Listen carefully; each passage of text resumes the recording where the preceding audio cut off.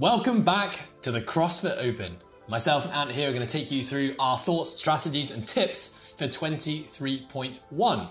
We've both done the workout now and we're going to be watching Al and Schalk go head to head, but you're also going to get to watch myself and Ant take on this workout in 2014, skews the quality of the video, and that's going to give you three very different strategies which should hopefully help you go and attack the workout. I want to start by saying thank you so much to our sponsors, New Fitness and Dream Pod, who are sponsoring the Process Programming Open Throwdown. And I think that's enough from me. We'll get straight into it. Ant, starting in 3, 2, 1, and we are off. Okay, so initial thoughts on this workout is that it's a retest.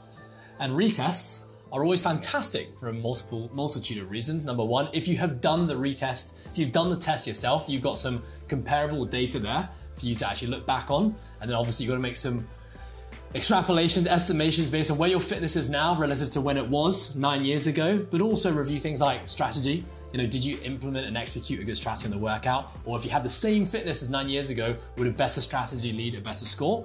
And then you've also got things like technique and efficiency. You got lots of movements like toaster bars, wall balls, cleans, where improvements in technique and efficiency will allow you to express more on this workout.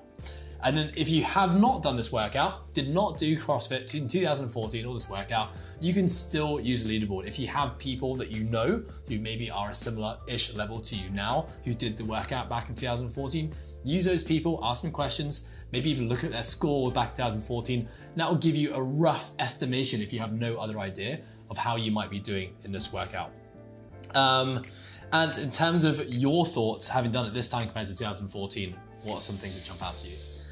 I mean, I think it was when I was in 2014, I think you and I both had a bit of a skill limiter when it came to the toaster bar and the muscle ups. I both think that we thought we were good at toaster bar back then, but watching the video back here, we were not very good at toaster bar. We just had very strong midlines. So we've definitely improved in that area. But we've also now enabled ourselves to move a bit faster. When you move a bit faster, the density kind of adds up a little bit. And when that starts to add up a little bit, it gets a little bit harder, a little bit quicker. And I think we probably both felt that when we did this one today. Although we have absolutely better muscle ups, some of us weren't able to show that capacity because of more trunk work on the toaster bar, and it kind of faded a little bit when we got to the muscle ups. Yeah, what I can definitely say is coming into this workout, the first thing I did was watch my video back in 2014, just have a rough idea of how I broke it. And to be honest with myself, I know that I'm not as fit aerobically as I was in 2014. Back then I was training twice a day and was happy to throw myself into pain cave multiple times a week. This year, I have not been training with that level of intensity. I've been super consistent, but I do know that my technique and efficiency on things like the toaster bar, I mean, actually every single movement in this workout has improved. So basically it was a trade-off for me. My fitness isn't where it was in 2014, but I'm more technically proficient, which means the amount of energy I'm expending per rep now is a lot less than 2014. So to be honest, I was kind of touch and go. I thought I'd probably be getting around the same score, was hoping that I would improve. In 2014, I completed 19 muscle ups. And in 2023, I completed 19 muscle ups. How about yourself? Like, what was your mindset coming into this compared to when you did it? I actually didn't even watch my video from before. I didn't even think about it being a retest. My mindset was that over the last 6 to 8 weeks, I know on the Process Programming Elite track, we've been doing a ton of ring muscle ups under fatigue. So that kind of gave me a lot of confidence going into this. You know, sets of like 10 to 15 under fatigue. So going into this, I always knew muscle ups are going to be the limiter. They're going to be where people kind of make or break the workout. I knew because my muscle ups were good under fatigue that I could push the beginning of the workout. And even if I was kind of already hanging on a little bit, I still knew I'd be able to crank through 20 and get on the rower. What I wasn't prepared for was how painful that second row was when I got there.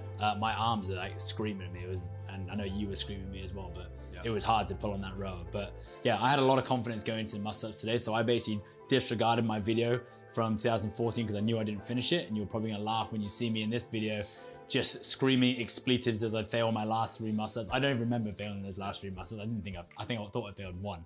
Yeah. But yeah, I'm very confident going into it. Big sets of toes to bar, big sets of wall balls, and fast single cleans was basically my strategy. So and a fast row pace, sorry. We're gonna go straight into this video now. So we're seeing 3 very different techniques. We have Alex, who is a very proficient athlete, especially when it comes to all the movements in this workout, including muscle ups. You know, he has a sub 30 muscle ups for time.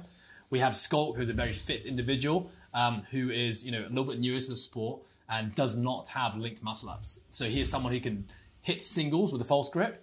So for him, his strategy is very different to Alan. And when I look at myself, 2014, I knew I could only do singles on muscle ups back then. So I want to show you guys that even with singles on muscle ups with a false grip, still allowed me to achieve exactly the same score as I did this year, doing bigger sets of muscle ups. So I think the key here, when it comes to strategizing this workout, it's about knowing where your limiter is. All right, now for most people in this workout, the limiter for a lot of people is going to be that first set, that toes to bar, which is the second movement in this workout. And remember, to scale or not to scale is always worthwhile from a leaderboard perspective to do the RX workout. Now, in this workout, technically everyone can RX because it begins with a row. Now, if you can get just 1 toes to bar, you think you might be able to get a toes to bar, it's worth doing the RX workout and trying to get that toes to bar, because 1 toes to bar is gonna be a massive separator on the leaderboard. I would say then the next big separator in this workout is probably going to be the cleans.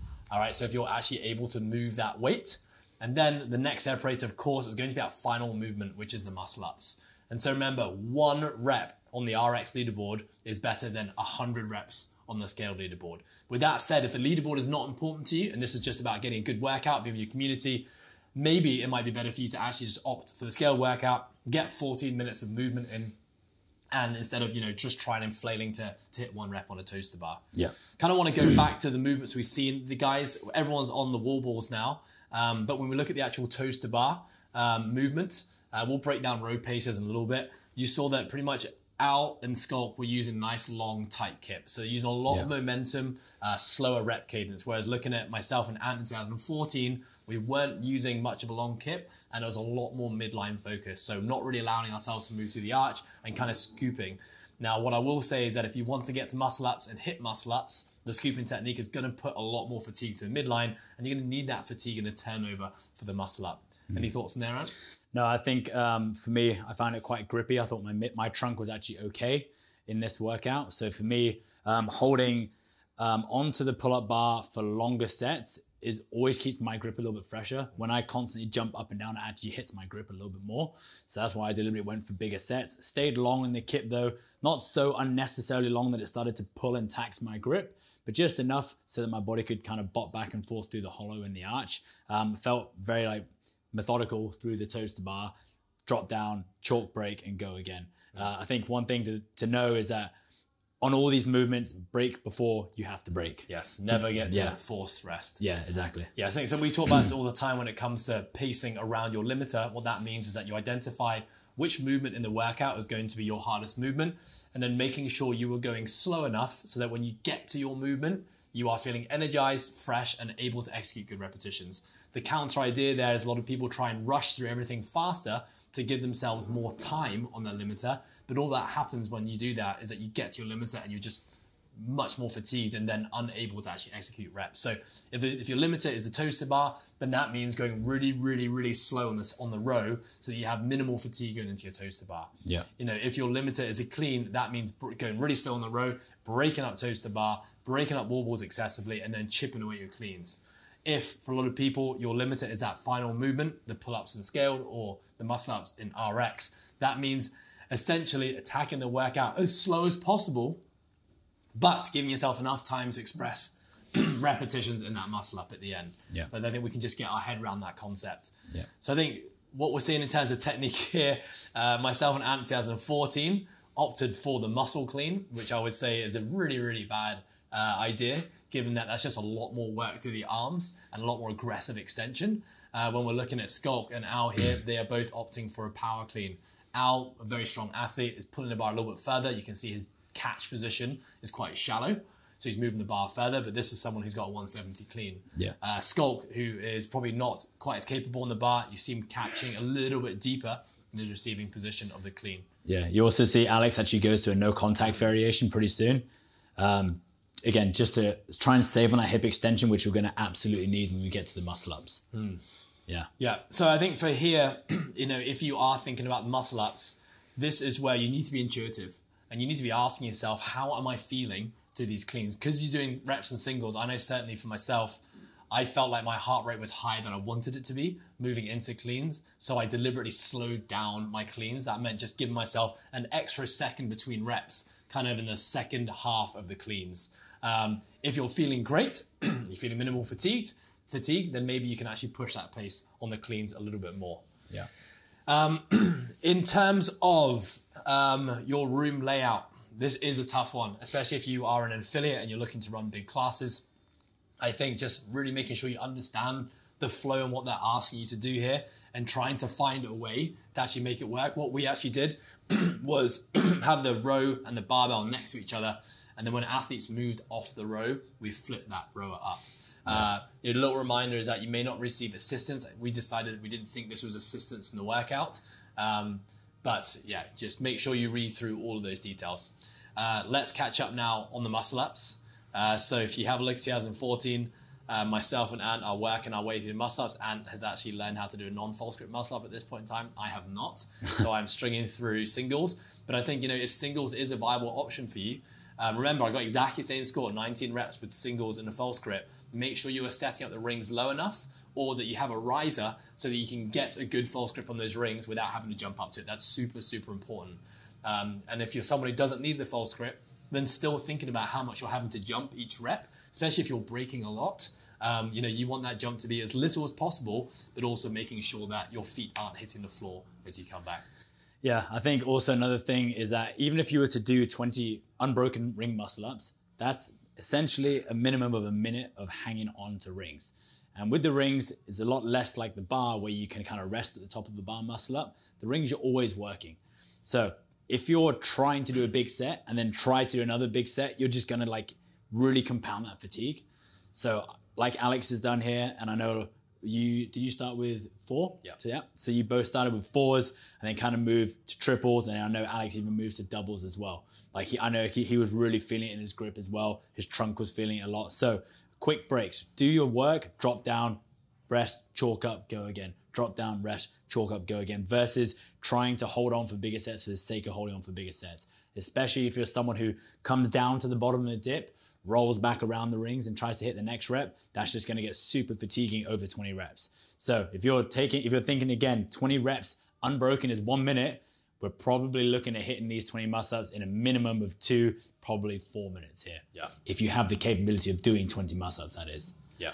So I think you're seeing a good strategy here from Schalk. He is probably aerobically fitter than Al. So if you take out the muscle ups and you made this a workout for time, there probably wouldn't be too much separating the two of them. But Schalk knew that muscle ups was his limiter, so he deliberately went slow on everything else so that when he got here, you can see he's not carrying a whole bunch of fatigue. He'd actually be able to go ahead and execute muscle ups. So you see using a box, getting a false grip on and getting himself into rings, really, really smart strategy. That's a great example of someone who knows where their capabilities are and they're planning around it. Al, knowing he's a proficient muscle upper, was able to attack that workout faster. He had about 4 minutes on the rings, and that allowed him to then go ahead and finish his 20 muscle ups. If you have done tests like 30 muscle ups at a time, 20 muscle ups at a time, which are kind of staples in a lot of competitive programs, you can factor your scores in and use that to give you a rough gauge as to how long you're going to need to complete your 20. For me, I can do 30 muscle-ups in about 3:30. So for me, I said if I can have 3 minutes on the rings, knowing the fatigue coming in, then I should be able to finish him. I ended up failing a repetition, which was costly, and I ended up hitting 19. He also screamed the F word when he came down as well, did. Just like he was taking the piss out of me before this workout. I did take the piss out of Van. And if you are watching the 2014 version, make sure, I don't know if you're going to get the sound here, but just make sure you're watching Ant at the back of the room who fails that last rep 3 times and then scares the living daylights out of his judge. So again, I think just the biggest takeaway here is that all the strategy that we're telling you about, pacing around your limiters, you have to ignore all of that if you are finishing on a movement in the last 10 to 30 seconds of your workout. So what I mean by that is if you're getting to the cleans and you're in the last 20, 30 seconds, maybe doing touch and go reps is viable, because remember, every single repetition in these workouts counts. You know, if you're getting to your wall balls and it's the last 10 to 20 seconds of the workout, then that's not a time to break it into small manageable sets. That's a time for you to hang on and get as many repetitions as you possibly can. So remember, it's all about finishing strong in the workout. The main name of the game in this one is start slow and steady. Be very progressive. You know that your heart rate is going to incline as we go through the workout, and finish strong and hard. And that'll be dictated really by what movement you finish on. Yeah, I think another thing to think about is that if you are finishing on an easier movement, wall ball and clean, you can absolutely drop the hammer. If you've just finished your 30th clean and you look up at the clock and there's 30 seconds left, assume you're probably going to do one muscle up at that point. Take your time, get chalk on, steady yourself. Like Ed said, if you need a riser or boxes, get that set, get your false grip set. When the clock gets to like 6 seconds left, that's when you want to be hitting your rep, because that one rep of a muscle up will separate massively on a leaderboard. No matter what region you're in, what age group, RX, it doesn't matter. It will separate you a lot. And same with the pull-up if you're doing the scaled as well. Yeah, for sure. I think just some very last reminders. These will be constant throughout the 3 weeks. For those who are part of the Process family, we're going to be providing you guys with your warm-up. So you can use that for ideas to help you structure. Remember, find your heat time first, work backwards from there, and know roughly how long it's going to take you to complete. Make sure you read the official movement standards, workout flow, room setup. That is on you as the athlete. Don't rely on your coach. Don't rely on your judge to help you through there. The more you can understand the workout going into it, the less stress that you need to think that's going to affect you on game day when you're actually on that floor. For this workout, given the complexity of the floor layout, you're probably not going to be able to have a clock that's visible at all times, which you know is a standard for a valid video submission. So make sure you have downloaded something like the WODproof app, which is what CrossFit recommends, or other timers. Make sure you have that before you go. And of course, always make sure you got enough battery, put yourself on airplane mode, and make sure you got enough storage space before you do this workout. You may need someone like we had here to actually be behind the camera, kind of following you as you go through the workout. And any last thoughts on this? Yeah, I think with this, everyone wants to get to muscle ups. Everyone wants to do a muscle up, or at least crank through some muscle ups. I think just the name of the game here is pacing. Go slower than you think you have to go. Again, if you watch these videos, and I'm sure you'll be able to see our videos that we've done of our attempts on our YouTube channels, like, you don't have to go as fast as someone like Lazar Dukic and BKG and Laura Horvath are going to enable you to get to the actual muscle ups. You can actually break it up so much. 3s, 5s on the toast bar. I remember taking athletes through this in 2014, doing single toaster bar and still getting to the muscle ups and at least having one crack. So don't get carried away by rowing a fast pace. Don't get carried away with big, huge sets in the toaster bar. And then wall balls, again, 10s, totally fine. I know Tammy did 10s on hers as well. And then when you get to cleans, smooth singles. So whatever you're getting to, if you're already hands on knees and you want to do muscle ups, you're probably not in the best position to do muscle ups. So take it slow, pace yourself, feel good by the 10-minute mark. And then hopefully you got a minute or two to then hit some muscle ups, execute all the skills that you've been working on for the year. Perfect. Good luck to everyone taking on 23.1. Of course, if you have questions, send them to us. We are here to help you guys as much as possible. Remember, 1 week down, 2 more to go.